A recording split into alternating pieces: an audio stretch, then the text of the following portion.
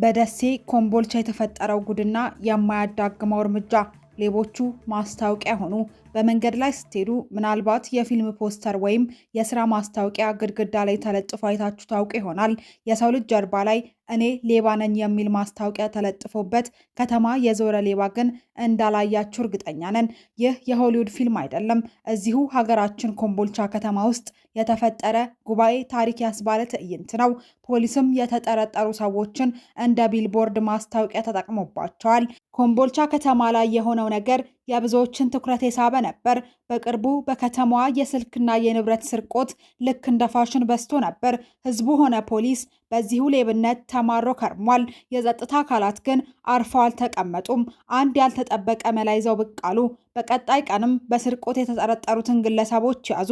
ትልቅ ወረቀት አዘጋጅተውም በጉልህ ፊደላት የስልክ ሌባና የእቃ ሌባ ብለው ጽፈው ጀርባቸው ላይ ለጠፉባቸው። ከዛም ከተማው መሃል አደባባይ ላይ ያዞሩ እንዲራመዱ አደረጓቸው። ማህበራዊ ሚዲያ ላይ የፎቶና ቪዲዮ ከወጣበት ሰዓት ጀምሮ የተለያዩ አስተያየቶች እየተሰጡ ይገኛሉ። አብዛኛው ሰው ፖሊስ የሰራው ስራ ይበል የሚያሳይ ነው ሲል፣ ሌባ እስር ቤት ገብቶ ዳቦ ከሚበላ እንዲህ ህዝብ ፊት ተዋርዶና ተሸማቆ ሌላውን ቢያስተምር የተሻለ ነው እያሉ ይገኛሉ። በአንጻሩ ግን ባለሙያዎች ማንኛውም ሰው በፍርድ ቤት ጥፋተኝነቱ እስካልተረጋገጠ ድረስ እንደ ንጹህ የመቆጠር መብት አለው። ይህ ማለት ፖሊስ አንድን ሰው ሌባ ነው ብሎ ስለጠረጠረ ብቻ ዳኛ ሳይፈርድበት አደባባይ ላይ ሌባ ነኝ አስብሎ ማዞር ከባድ የሰብአዊ ክብር ጥሰት ነው ይላሉ ህግ አዋቂዎቹ። የኮምቦልቻ ፖሊስ ያደረገው ከቀናት በፊት በሰሜን አሜሪካዋ ሀገር ሜክሲኮ ሌቦች ላይ የተወሰደውን እርምጃ በምሳሌነት ወስዶ ነው የተተገበረው እየተባለም ይገኛል። ነገሩ እንዲህ ነው። በሜክሲኮ የጃሉስኮ ግዛት ውስጥ በሚገኘው የላጎስ ከተማ የሞተር ሳይክል ስርቆት በተደጋጋሚ የሚከሰት ችግር በመሆኑ ማህበረሰቡ ተማሮ ነበር። በሌቦች ስርቆት ኪሱ የተራቆተው አንድ ወጣት እንዴት ሌቦችን መያዝ እንዳለበት ልዩ እቅድ ማቀድ ጀመረ።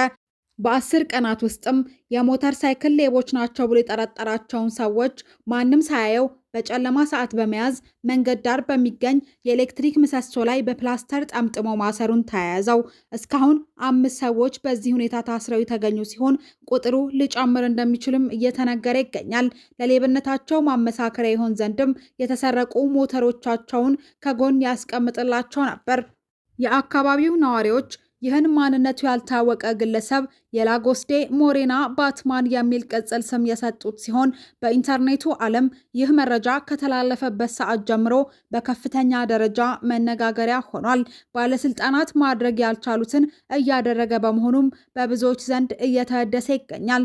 ሌቦችን በሌሊት እየፈለገ በአደባባይ አስሮ መተውን ለተከታታይ ቀናት ሲፈጽም የነበረው ግለሰብ አሁንም ድረስ ማንነቱ ሊታወቅ አልቻለም። ታዲያ ይህ ከዚህ የተወሰደ የሚመስለው የኛው ሀገር የኮምቦልቻ ጉድም በከፍተኛ ደረጃ መነጋገሪያነቱ ቀጥሏል።